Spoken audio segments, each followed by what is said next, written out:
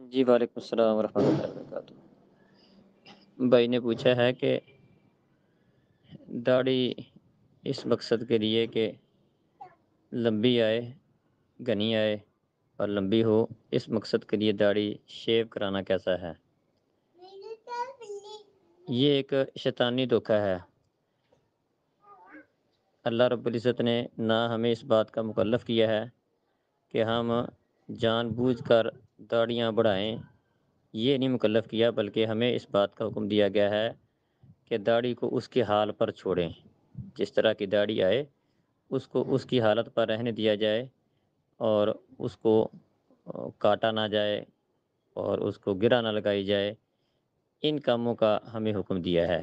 یہ نہیں فرمایا کہ داڑھی جان بوجھ کر اس کو کوئی ایسا طریقہ اپنایا جائے کہ جس سے بہت لمبی نظر آئے، اس کی ضرورت نہیں ہے، بلکہ ضرورت اس بات کی ہے کہ داڑھی کو اس کی حالت پر چھوڑ دیا جائے۔ یہ مطلب ہے آفو ارفو بفرو، جو احادیث کے اندر مختلف داڑھیوں کو ان کی حالت پر چھوڑنے، ان کو بڑھانے اور لمبا کرنے کا جو الفاظ آئے ہیں، اس کا مطلب یہ ہے کہ داڑھی جس حالت میں ہو اس کو اس کی حالت پر رہنے دو، اس کو کانٹ چھانٹ نہ کرو، اس کو کاٹو نہیں۔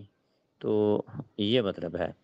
اور ویسے بھی جب داڑھی آ جائے تو اس کو کاٹنا غلط ہے، تو اس کو مونڈنا بھی غلط ہے، بلکہ ان احادیث کے اندر یہ بات بھی موجود ہے۔